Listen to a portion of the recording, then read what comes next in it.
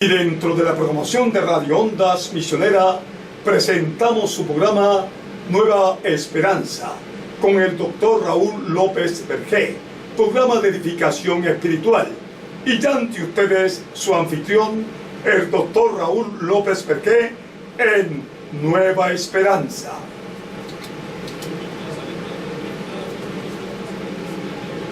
El sonido se oye por la grabación allá. Ok, súper.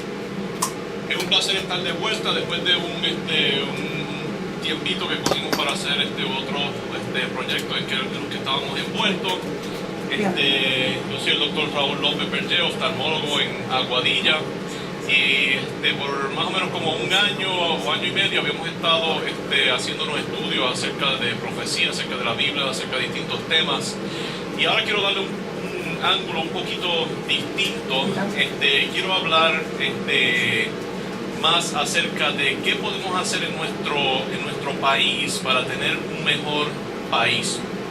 Yo pienso que como cristianos, nuestra religión no es algo que simplemente nos ayuda en nuestras casas, en nuestras iglesias, pero es algo que debe influenciar toda nuestra vida, y nosotros tenemos una responsabilidad por hacer un impacto en toda nuestra comunidad. Supone que seamos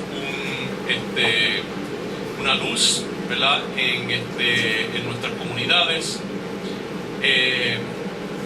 Así que vamos a combinar dos cosas, ¿verdad?, que muchas veces la gente dice que son controversiales, que es la religión y la política.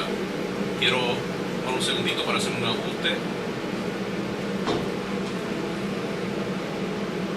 Estamos de vuelta. Estamos probando algunas cositas nuevas, técnicas. También quiero invitarlos a que nos vean por video. El video se puede ver a través de ¿dónde? El live stream. ¿Perdón? El live stream en la página, en Top Radio. Ok, si entran a Top Radio pueden ver el live stream. Les invito a que también nos pueden ver. Y también quiero dar los números, porque cualquier pregunta, comentario, crítica que tengan, pueden llamar al 787-830-9801, 787-830-9801. Les invito a que llamen, a comentar y dar ideas.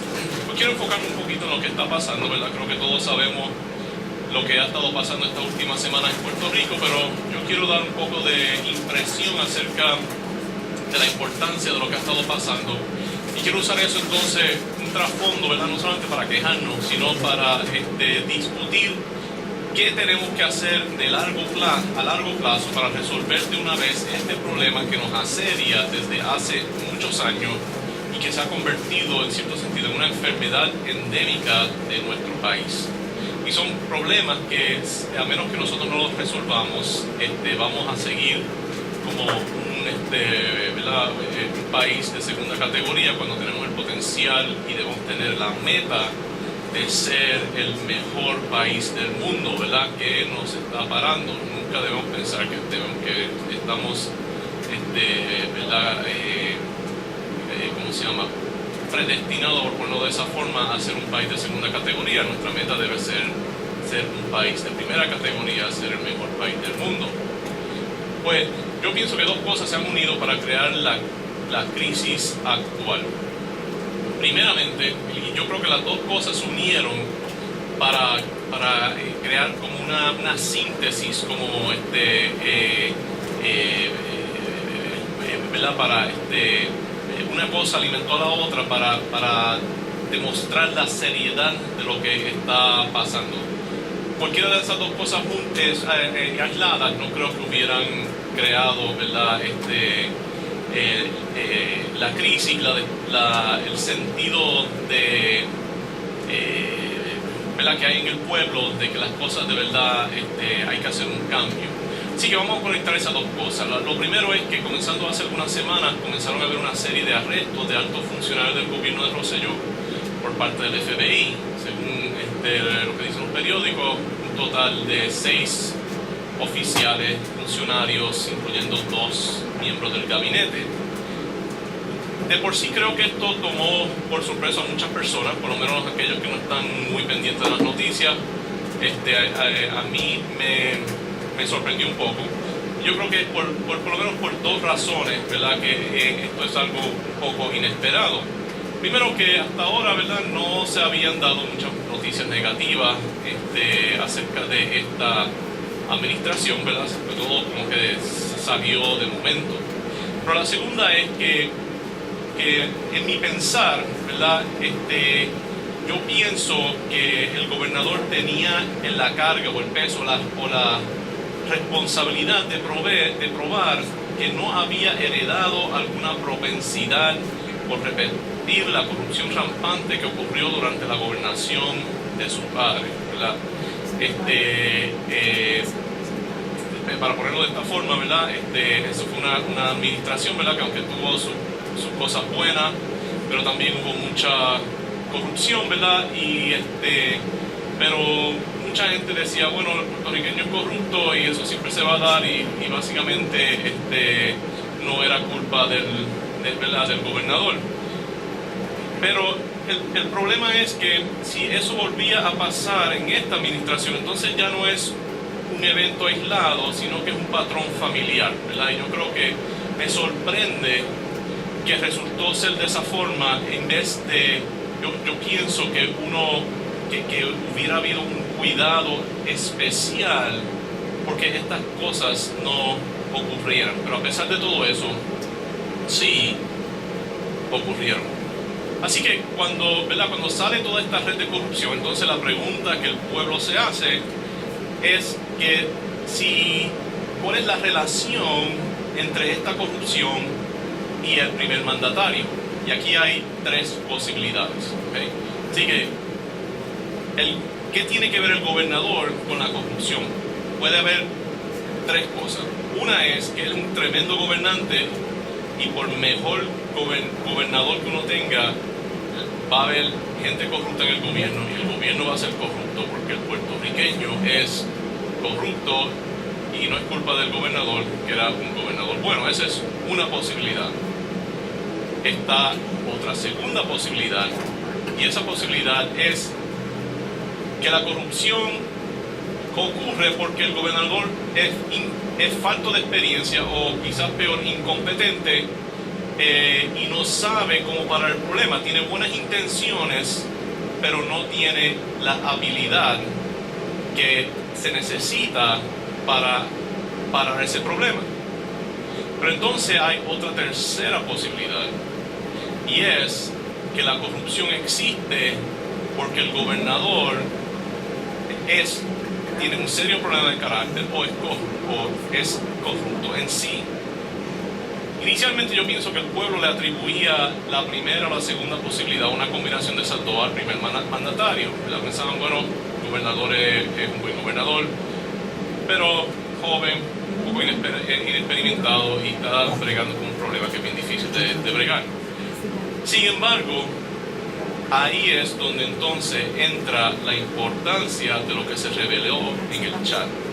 Y yo pienso que ese chat revela una falta de seriedad y de carácter, y demuestra la existencia de una actitud de imprudencia, temeridad y desprecio que se acerca al narcisismo. No toma un gran brinco de lógica para conectar las dos cosas, la corrupción y el carácter que se demuestra en el chat, y concluir que el primer mandatario es una parte clave, sino la raíz misma del problema. Vamos a mirar un poquito más eso del chat. Porque quiero, ¿verdad? La razón que estamos hablando de esto es porque, otra vez, tenemos que entender el problema para poder resolverlo. El chat demostró un desprecio y falta de respeto contra casi toda clase de personas en la isla, incluyendo miembros de su propio partido, miembros de la oposición, las trágicas víctimas de María, las mujeres, personas obesas, homosexuales, la Junta, y hasta políticos extranjeros, políticos estadounidenses. Él y el círculo de amigos, ¿verdad?, de su edad, de sus compañeros, demostraron un nivel de arrogancia, desprecio, burla, inmadurez, que quizás nos hace recordar a veces los niños de escuela elemental, ¿verdad? aún en esos niveles no es aceptable, pero uno pensaría que alguien que tiene al mando y la responsabilidad de un país ya habría llegado a un nivel de madurez y de respeto más alto de lo que se demostró. Y encima de esto se da en un trasfondo de desastre y debacle. El desastre fue el desastre que dejó María, el debacle es el de la deuda pública. El desastre de María fue un evento natural, pero demostró dos cosas acerca de nuestro gobierno. Primero, que nadie había preparado nuestra infraestructura para resistir tal evento. Y segundo, demostró la inhabilidad de nuestro gobierno de responder apropiadamente a tal desastre. El chat y los arrestos nos hacen pensar que esta falta de preparación y esta pobre respuesta era resultado de un espíritu de falta de compasión y quizás hasta de corrupción escueta. En segundo lugar, la debacle de la deuda pública se le puede atribuir a décadas de corrupción, incompetencia y compra de votos para tener la oportunidad de guisar en más esquemas de corrupción.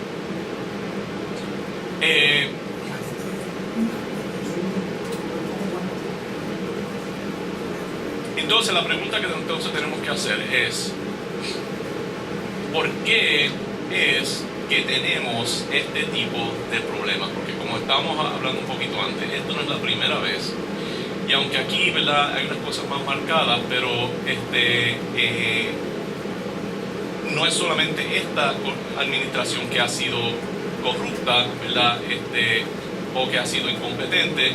Hemos tenido muchas administraciones de esa forma. ¿Por qué nosotros seguimos imponiéndonos gobernantes y políticos corruptos e incompetentes? Y aquí hay varias razones, ¿verdad? ¿Verdad? Hay un refrán que dice, que quizá que yo pienso que no es cierto en nuestro caso, pero hay un refrán que dice que los pueblos tienen los gobiernos que merecen. Sin embargo, aquí la protesta espontánea de un pueblo harto de políticos egoístas, incompasivos y oportunistas demuestra que nuestro pueblo ya no quiere ser partícipes de tales esquemas. Así que ya no podemos culpar al pueblo, ya no merecemos este tipo de gobierno. En el pasado quizás no era así, en el pasado quizás el pueblo se hacía de la vista larga porque todos guisaban. Como decían de una pasada administración, había dinero hasta para robar. O sea, lo que eso quiere decir es que parte de lo que robaban se lo distribuían al pueblo como una compra de votos. Ahora, ¿a quién le estaban robando estos gobernantes del pasado? Pues era a nosotros, los puertorriqueños del presente. Ellos robaron al futuro para pagarle a los electores del pasado y para ellos robar también. Somos nosotros ahora los que cargamos con la deuda que crearon nuestros antepasados recientes, ¿verdad? O nosotros mismos en el pasado. ¿Okay? Ahora, si el problema ya no es principalmente el pueblo, entonces, ¿cuál es el problema? ¿Por qué seguimos eligiendo a tales personas? Y vamos a ver eso en un segundito, pero quiero otra vez dar los números si alguien quiere comentar. 787-830-9801, 787-830-9801. Así que la pregunta es, ¿cuál es el problema? ¿Por qué seguimos eligiendo a personas como esas cuando el pueblo en sí no los quiere? Yo creo que el problema es un sistema obsoleto de gobierno y una constitución que se diseñó para un pueblo que era pobre, analfabeta, con poca experiencia en cómo conducir una democracia. Para que haya una democracia inteligente, tiene que haber información, la gente tiene que poder entender, tienen que poder procesar información, tienen que ser sabias. Y cuando la gente no sabe leer ni escribir, eso es bien difícil. Así que para una persona, para un pueblo como eso, la democracia no se le puede dar de cantazo. se va dando poquito a poco. Y el sistema que nosotros tenemos es una democracia débil, y voy a explicar por qué, ¿verdad? Tiene que ver con la forma que tenemos nuestras elecciones. ¿Verdad? Porque la democracia no es un derecho, más bien es un privilegio que un pueblo tiene que ganarse, porque un pueblo que no entiende, ¿verdad? Puede prestarse a hacer puede hacer errores. Así que lo que pusieron en Puerto Rico fue una democracia simple. Pero quizás el Puerto Rico de nuestros abuelos no tenía la capacidad de correr un sistema plenamente democrático, pero quisiera pensar que nosotros sí tenemos esa capacidad. Un dato importante, ¿verdad? En la razón, pienso yo, en la razón por la cual surgieron estas protestas espontáneas, es el hecho que el gobernador solamente recibió un 40% del voto. La mayoría le votaron en contra. Este es un gobernante que el pueblo no eligió, sino que es un gobernante que nos esperó un sistema disfuncional, un sistema donde la democracia falló. Esto le resta legitimidad al gobernador, y la mayoría del pueblo está diciendo: este no es mi gobernador, yo no voté por él. Y vemos que es un fracaso, ¿verdad?, en la versión de democracia que nosotros tenemos. Así que vamos a ver cuál es la solución. Pero antes de eso, ¿verdad? La pregunta es: ¿qué hacemos con este problema? ¿Verdad? Y es que tenemos que cambiar nuestro sistema. Pero quiero ahora hablar un poquito, ¿verdad?, como esto de religión y política. Quiero basar, ¿verdad?, las soluciones sobre principios generales que encontramos en la Biblia, pero que también son principios de sentido común, ¿verdad?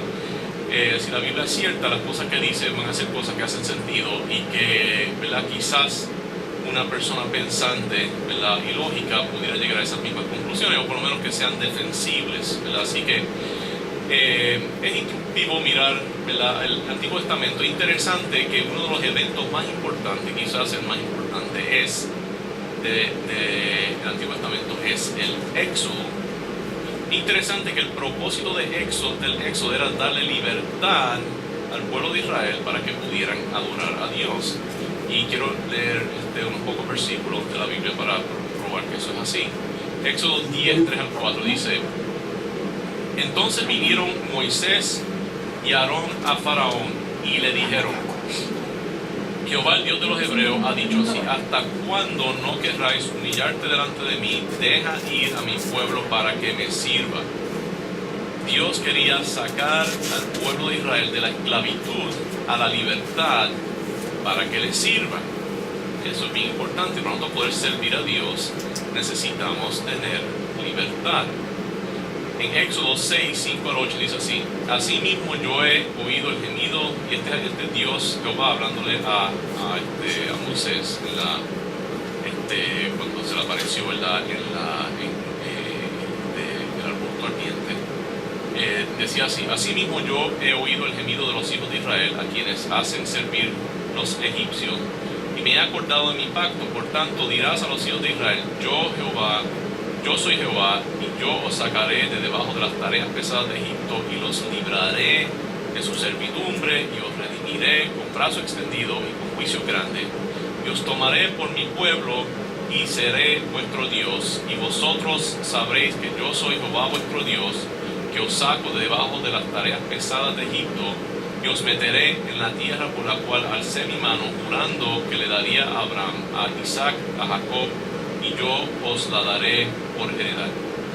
Aquí dice que los librará de servidumbre, los redimirá y los tomará como su pueblo, y será nuestro Dios.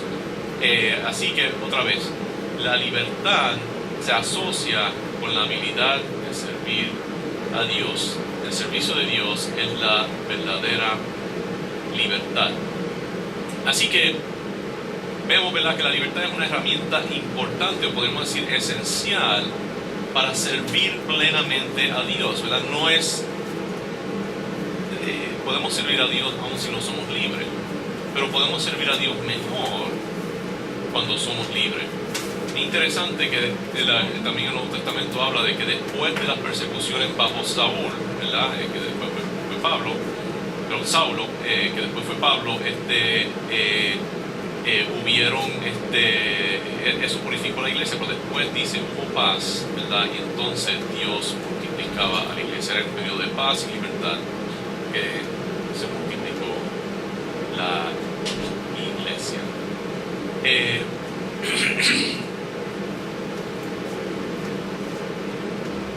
Aquí tenemos unas preguntitas que están entrando por las redes. ¿Qué debe hacer la iglesia en este caso?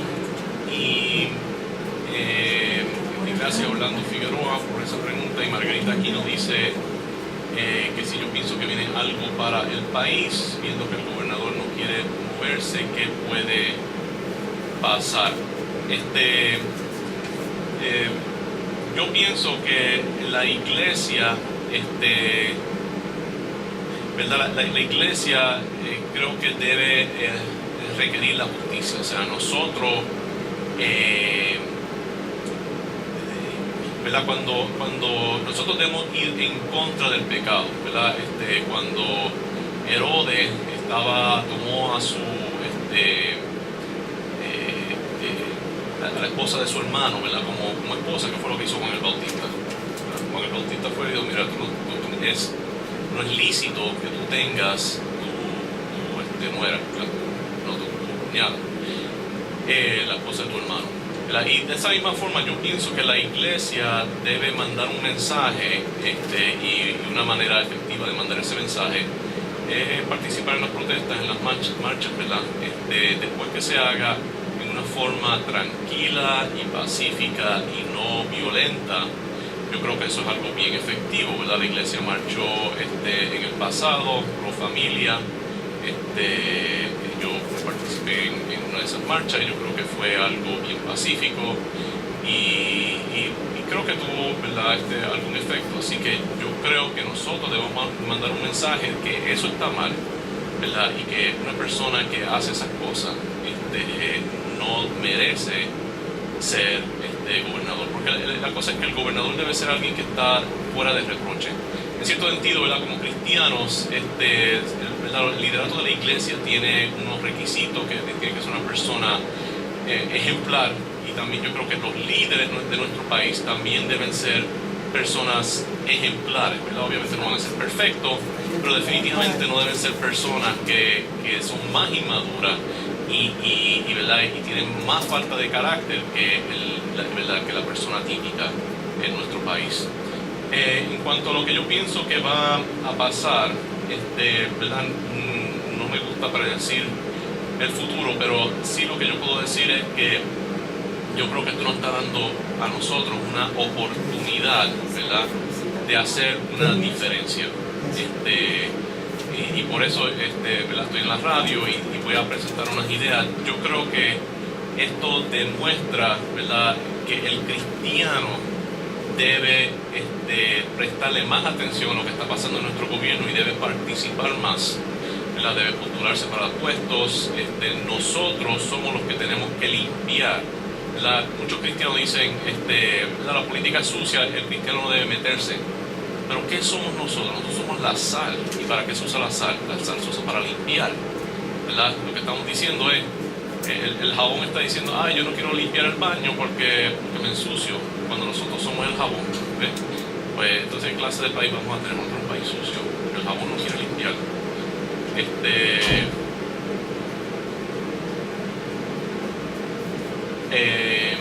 Aquí estoy leyendo otra pregunta de Álvarez Alicia. Dice, la iglesia no ha sido muy fuerte esta vez y eso no me agrada, parecería que tienen temor. Yo creo que la iglesia tiene temor, y la otra cosa es que la iglesia tiene, yo creo que hay dos cosas. Primero, tiene a veces un temor de introducirse a la política como tal, ¿verdad? Marchan para cosas pro familia y eso, pero meterse a lo de la política partidaria, y pienso que cuando sí se mete a la política partidaria, la cosa es que sí debemos participar, pero tampoco debemos casarnos con un partido, ¿verdad? Y yo pienso que hay demasiados evangélicos que quizás se han aferrado a cierto punto de vista, ¿verdad?, que no necesariamente es cristiano. Porque déjenme decirle, y esto lo voy a hablar un poquito más adelante, pero la Biblia lo que dice es que lo que hace que un gobierno sea bueno o malo es las leyes. El propósito del gobierno es hacer justicia, tener leyes justas, ¿verdad?, que la gente siga los 10 mandamientos, por lo menos los últimos 5 de los 10 mandamientos, ¿verdad?, que no maten, que la familia no se despedace, que la gente no robe, que la gente no mienta, ¿verdad?, que la gente no se envidie, tener un país que tenga paz y donde ¿verdad?, los recursos se distribuyen de una forma recta y equitativa, y donde no hay violencia y todo eso, ¿verdad? Eso es lo que dice la Biblia. La Biblia no dice si nosotros debemos ser parte de los Estados Unidos o ser un Estado libre asociado o debemos ser independientes. Y si lo dice, yo pienso que la Iglesia ha errado en ese punto de vista, pero nosotros, uno de los problemas de nuestra política es que quizás por la manera, ¿verdad?, sencilla de nuestros abuelos y bisabuelos de pensar, porque muchos eran analfabetas, pues eso era algo que resonaba en una forma emocional, no había que pensarlo mucho, y la política de Puerto Rico se ha definido por eso, ¿verdad? Pero así que yo pienso que muchos evangélicos piensan que lo más importante es ser parte de los Estados Unidos porque es un país cristiano, y no piensan, y quizás no les molesta tanto que la gente esté robando cuando eso sí está en contra de la Biblia, ¿verdad? Eso es mi pensar, ¿verdad? Porque es algo que también a veces me sorprende, y yo pienso que la Iglesia debería estar siendo más, y yo creo que es parte de esta idea pacifista que la Iglesia no se debe meter, porque otra vez la política es sucia y nos contaminamos, olvidándonos que nosotros somos la sal, somos el jabón para limpiar. Gracias por las preguntas, ¿verdad? Y los números otra vez: 787-830-9801, 787-830-9801. Te agradezco la participación y las preguntas. Siguiendo donde estábamos, ¿verdad?, hablando, pues hablando de eso mismo, ¿verdad? Si queremos tener un país donde podemos servir abierta y efectivamente a Dios, entonces el pueblo cristiano necesita tener acceso al proceso político para poder crear leyes justas y dar cuentas al gobierno de sus labores, ¿verdad? Para fiscalizar el gobierno tenemos que tener el poder de crear leyes justas y el poder de fiscalización, ¿okay? Entonces hay varias herramientas para alcanzar eso, ¿verdad? Pero el derecho al voto es quizás la más importante. Y aquí hay dos cosas, ¿verdad? Primero es, como estaba diciendo, muchos cristianos no ejercen ese derecho al voto, ¿verdad? Muchos no votan, definitivamente muy pocos votan en las primarias o se meten en la política partidista. Y yo pienso que ahí están dejando pasar el uso de una herramienta importante para limpiar a nuestro país. Quiero hablar un poquito más acerca de la importancia del voto, porque el voto yo creo que tiene una base bíblica. La política se basa en el voto de la misma forma que la economía se basa en el dinero. Si usted va a comprar algo, ¿qué usted hace? Usted paga dinero. Cuando usted trabaja, le pagan dinero, ¿verdad? Hay muchas cosas en nuestra vida que se basan en el dinero. No hay nada malo con el dinero y no hay nada malo con tener dinero, hasta tener mucho dinero. La Biblia no dice nunca que el tener mucho dinero es un pecado. Lo que dice es que amar el dinero es pecado. Pero el dinero es una herramienta y si uno lo usa correctamente, funciona muy bien, ¿verdad? Y cómo organizamos nuestra economía es un asunto de mucha importancia que tocaremos sobre eso en el futuro. Pero de la misma forma que la economía se basa en el dinero, la política se basa en el voto. Estas dos cosas están relacionadas al octavo y noveno mandamiento. Uno dice no robarás y el otro dice no darás falso testimonio. El mandato de no robar habla de la importancia de la propiedad privada como una extensión de nuestra labor. El dinero es un símbolo que representa la propiedad privada, que representa la labor y representa los recursos. Y el dinero se puede intercambiar con esas tres cosas, como un símbolo que representa todas esas tres cosas. Y eso está asociado al mandamiento de no robar. ¿Por qué no robamos? Porque la propiedad privada es algo sagrado, es el resultado de nuestra labor. De una forma parecida, el mandato de no dar falso testimonio se relaciona con la reputación o las cualificaciones de una persona. Por ejemplo, por eso damos licencia a los ingenieros, a los médicos y a aquellos que conducen automóviles. Una licencia es un certificado de que la persona es capaz de hacer ciertas cosas. El voto es algo parecido. Es un certificado dado por el pueblo a los candidatos donde certifican que es capaz y digna, ¿verdad?, de gobernar, que ese candidato es capaz y digno de gobernar. El voto representa una evaluación de miles o millones de personas en cuanto al plan de trabajo y carácter del candidato. Es una consulta al pensar del pueblo. La importancia de esto es que en teoría millones de mentes pueden llegar a mejores conclusiones que unas pocas mentes, ¿verdad? Así que si nuestro gobierno se basa en el input, ¿verdad?, no sé cómo se dice eso en español, pero de millones de personas, va a llegar a mejores resultados que las decisiones de unas pocas personas que lo controlan todo, ¿verdad?, como pasa en la dictadura. Así que podemos definir el proceso político como el proceso de buscar votos para determinar, establecer y hacer valer las leyes de un país. Quiero repetir esa definición porque muchos cristianos piensan que la política es sucia en su esencia, pero la política es simplemente el proceso de buscar votos para determinar, establecer y hacer valer las leyes de un país. Y no hay nada malo con tratar de mejorar las leyes de nuestro país, ¿verdad? Y si nosotros somos una luz, nosotros deberíamos, ¿verdad?, como cristianos, deberíamos tener, ¿verdad?, algo que decir acerca de cómo mejorar las leyes de nuestro país. Ahora, yo pienso que mientras más obligamos al gobierno a buscar el aval del pueblo a través del voto, mejor funciona la democracia, si es un pueblo que aprueba las leyes de Dios, ¿verdad? Hay algunos sitios donde la democracia se colapsa y no funciona por la corrupción y porque otra vez la gente tiene ideas equivocadas. Ahora, la razón que la política se corrompe es cuando el propósito del gobierno viene a ser el dinero y no el hacer justicia.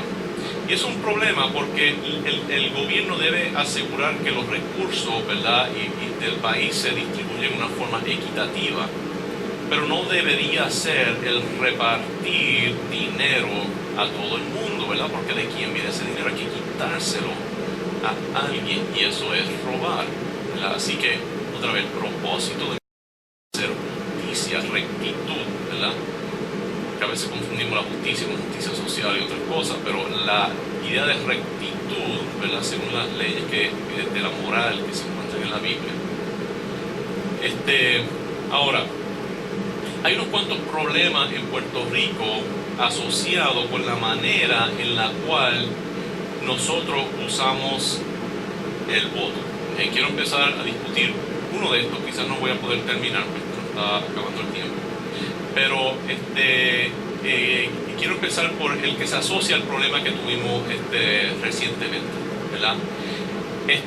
Porque la cosa es que si el sistema que tenemos no permite que se haga una consulta precisa del pueblo, entonces no tenemos democracia. Déjame repetir eso. Si el sistema no permite que la consulta que se haga sea precisa, entonces no tenemos una democracia. Porque si yo voto, pero el resultado, mi voto se le cuenta. Vamos a ver que yo voto, ¿verdad? por una idea, ¿verdad? Y yo voy a dar un ejemplo. Pero si yo voto por una idea y ese voto entonces se le da a la persona que menos le gusta esa idea, al candidato que piensa que esa es una idea mala, pues eso no es justo, ¿verdad? Y ese en cierto sentido es el sistema que nosotros tenemos, ¿verdad? Ahora, lo que yo encuentro, nuestro sistema democrático está diseñado para acomodar a dos partidos. ¿Okay? Ahora, el tener dos partidos es un sistema que es estable, pero no es dinámico. Así que si uno, ¿verdad?, quiere un sistema estable, es un buen sistema para tener estabilidad. Pero es un sistema que no, donde el cambio es bien difícil. ¿Okay? Porque es un sistema donde básicamente no puede haber un cambio significativo a menos que se cambien los partidos. O sea, que un partido se vaya y vuelva y venga otro partido, ¿verdad? Esto es un principio que lo vemos hasta en la física y en la matemática. Por ejemplo, si uno tiene dos objetos que están en órbita uno alrededor del otro, vamos a suponer que uno tiene, ¿verdad?, un planeta con una luna, como la Tierra, ¿verdad?, que tiene una luna bien grande, pues el movimiento de esa luna alrededor de la Tierra y el movimiento de la Tierra, porque la Tierra va moviéndose un poquito, ¿verdad?, con el alar de la luna, la fuerza de gravedad de la luna. Eso es una órbita que es regular, periódica y predecible. Se llama el problema de dos cuerpos y es un problema que tiene una solución matemática. Sin embargo, si la Tierra tuviera otra luna, ¿verdad?, realmente fuera una luna más grande de la que tenemos, y hubieran tres objetos que están todos en órbita alrededor del punto céntrico de los tres objetos, entonces eso crea una órbita que es impredecible y caótica, en la que no se puede predecir, como por ejemplo de la misma forma que el huracán no se puede predecir con mucha exactitud, ¿verdad? Así que eso se llama el problema de tres cuerpos, donde es impredecible pero es mucho más dinámico. Así que un sistema donde se permiten, por ejemplo, tres partidos, pues permite que haya más cambio, ¿verdad? Mientras que un sistema que solamente hay dos partidos es más estable, pero ahí no puede haber cambio. Y vamos a ver por qué nuestro sistema evita la formación de terceros partidos. Y voy a usar un ejemplo que todos podemos entender con facilidad. No estoy ni promoviendo ni atacando, ¿verdad?, esta idea. Simplemente lo quiero usar como ejemplo. Y el ejemplo que voy a usar es el Partido Independentista. En mi experiencia, ¿verdad?, hablando con las personas, la mayoría de las personas que creen en la independencia, ¿por quién votan? No es por el Partido Independentista, ellos votan por el Partido Popular.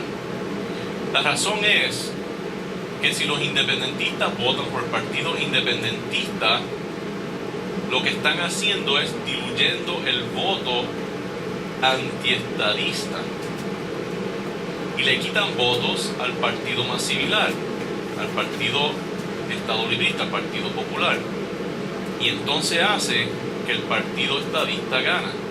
Así que la gente ha concluido que un voto por la independencia es un voto por la estadidad. Y entonces eso lo que hace es que nuestra política, nosotros pensamos que tenemos tres partidos, ¿verdad? Tenemos uno que es por la estadidad, otro que es por el Estado Libre y otro es por la independencia. Pero en sí nosotros tenemos dos partidos, uno que es estadista y otro que es antiestadista. Esa idea de la independencia de verdad no tiene una representación. Eso lo sé como ejemplo, pero lo mismo lo pasa con cualquier otro punto de vista donde hayan tres alternativas, ¿verdad? Eso pasa, por ejemplo, en los Estados Unidos, cuando a veces uno tiene los partidos ecológicos, por ejemplo, el Partido Verde, ¿verdad? Donde, por ejemplo, en las elecciones donde estaba, creo que en las elecciones del 2000, donde estaba George Bush, ahí se me olvidó el candidato demócrata,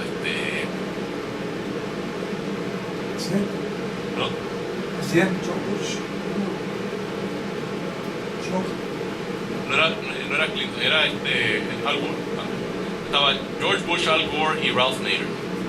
Y entonces, lo que se piensa es que suficientemente votaron por el partido ecológico, ambientalista, por Ralph Nader, y que eso le quitó suficiente voto a Al Gore que hizo que George Bush ganara, y que si no fuera por eso, hubiera ganado Al Gore, que era bastante pro ambiente. Así que, ¿verdad?, en ese caso, los que votaron, los que querían votar pro ambiente, ¿verdad?, que eran bien fuertes en su voto pro ambiente, ¿qué hicieron?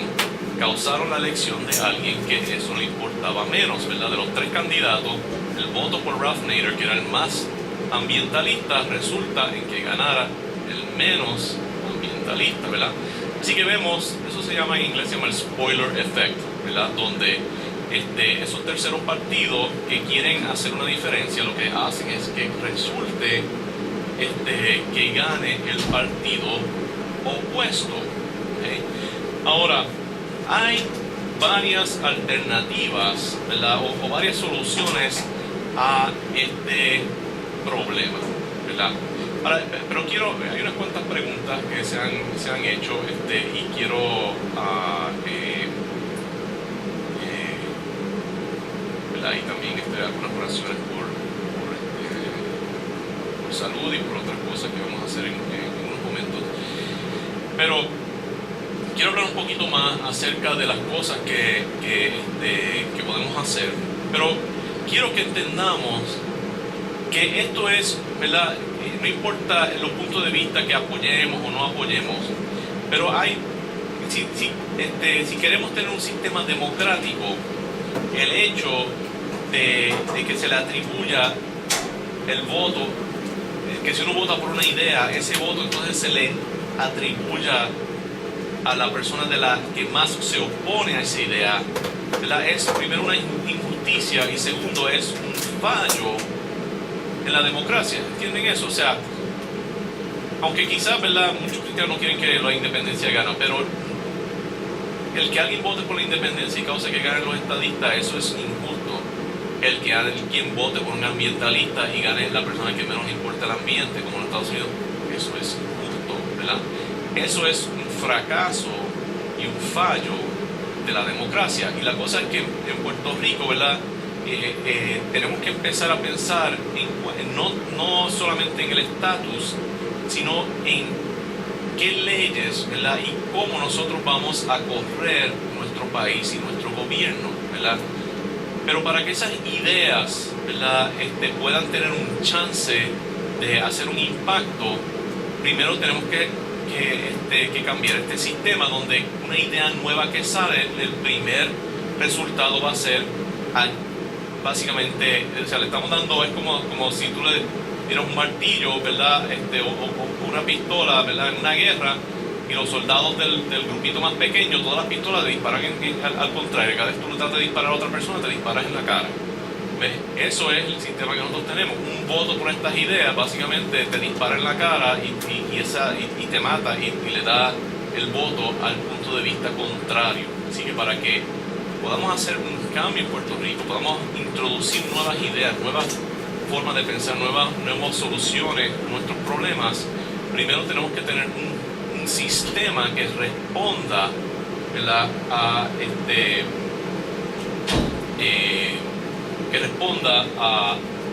a esas ideas, ¿verdad? O sea, que ese voto cuenta. Ok, vamos a las preguntas rapidito, entonces vamos a orar porque se nos está acabando el tiempo. Algunas personas han llamado pidiendo oración.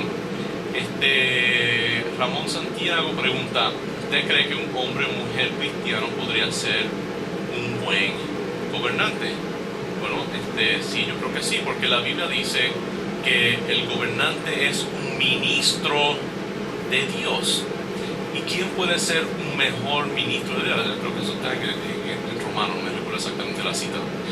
Pero ¿quién va a ser un mejor ministro de Dios? Un hijo del diablo, ¿verdad?, que es lo que dice Jesucristo, que todos nacemos como hijos del diablo, a menos, ¿verdad?, que tengamos una experiencia con Dios y no hagamos hijos de Dios.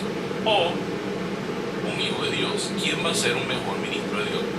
Yo pienso que el cristiano puede ser un mejor gobernante. Y la cosa es que nosotros miramos en la historia, ¿verdad?, de otros países, historia de Europa, donde personas cristianas han sido gobernantes, ¿verdad? Por ejemplo, tenemos a Ginebra en Suiza, donde Calvino era, básicamente fue un gobernante. Interesante, ¿verdad? ¿En qué conocemos a los suizos? Los conocemos en los relojes suizos, ¿verdad? El que trajo la industria de los relojes suizos a la Suiza fue Calvino. Cuando vinieron los peregrinos a los Estados Unidos, ¿verdad?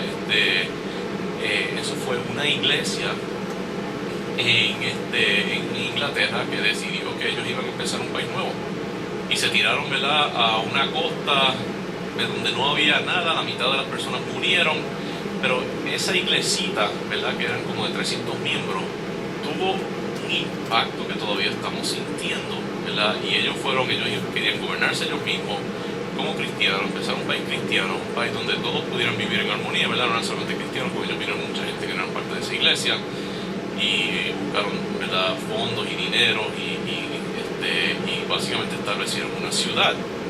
Y después de eso, siguiendo ese mismo ejemplo, entonces también vinieron los puritanos, ¿verdad?, a Norteamérica. Lo primero que hicieron los puritanos después que empezaron a fundar, ¿verdad?, su pueblito, que se llamaba Boston, es que fundaron, ¿verdad?, unas pequeñas institutos para entrenar a sus pastores, ¿verdad? Y hubo un señor que donó para uno de ellos que se llamaba Harvard, ¿verdad? Y entonces hubo otro que empezaron un poco después que se llamaba Yale. Así que, ¿verdad?, un poquito de impacto que tuvieron esa gente, ¿verdad? En sí, ¿verdad?, unas pocas miles de personas transformaron el mundo porque ellos querían cristianizar su país de arriba abajo, ¿verdad? Y eso debe ser nuestra meta. Vamos a ver hasta cuán lejos podemos llegar, ¿verdad? Otra vez, la meta del cristiano debería ser que Puerto Rico sea el mejor país del mundo, ¿verdad? Muchas veces la meta de nosotros es ser el estado más pobre de los Estados Unidos.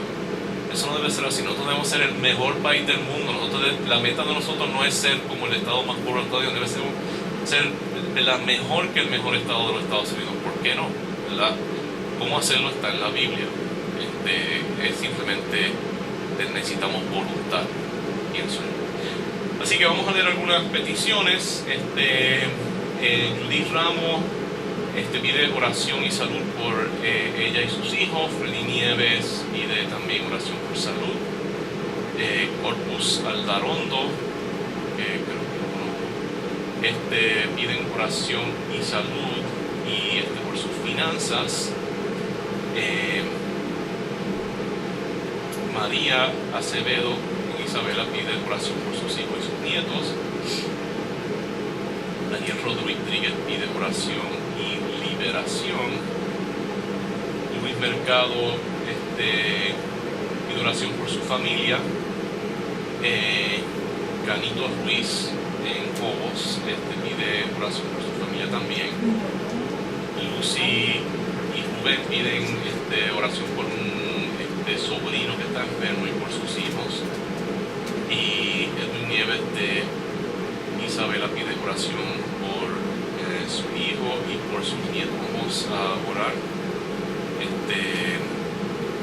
Nuestro Padre Celestial, te damos gracias que podemos estar en el aire, que podemos alcanzar a personas.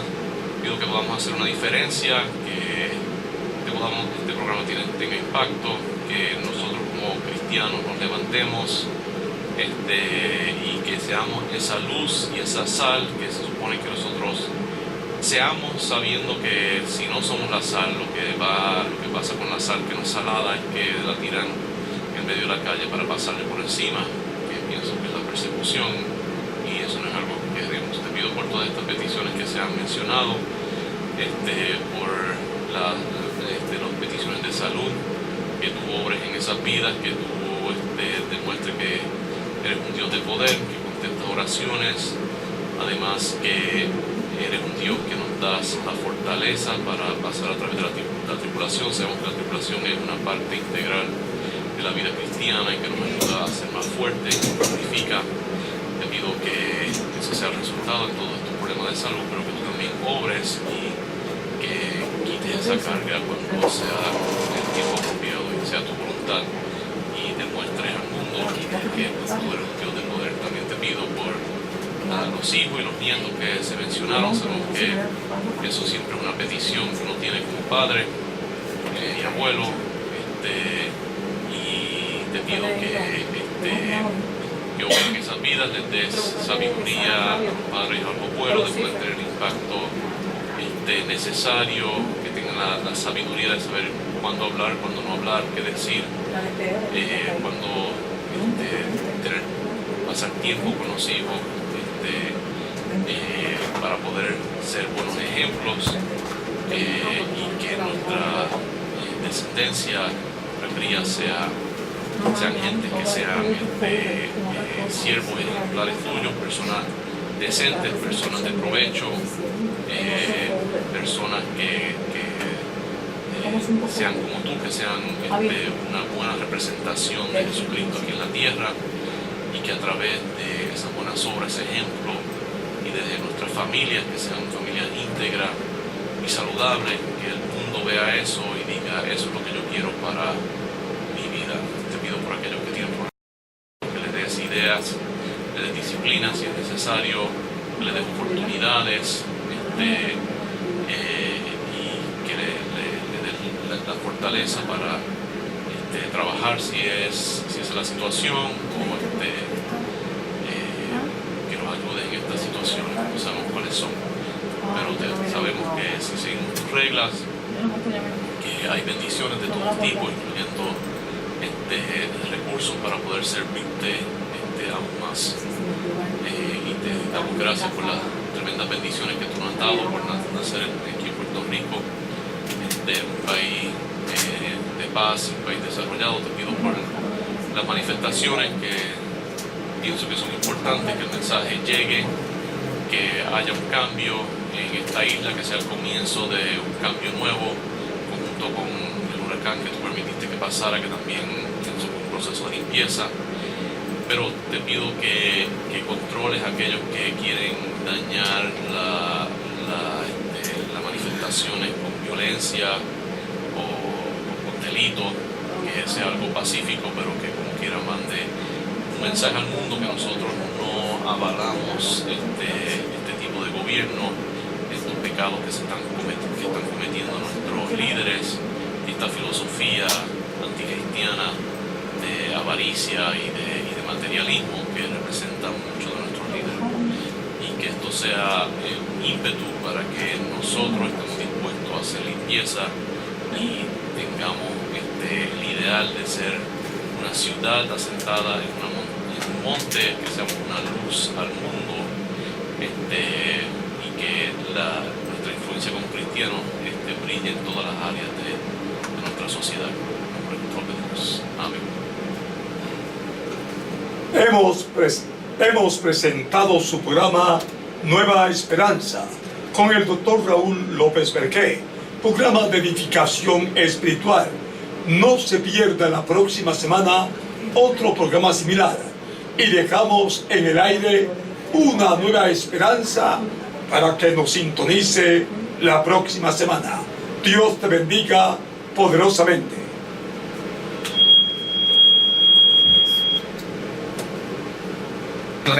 Tiene una programación dirigida a expandir el Evangelio a todos los lugares hasta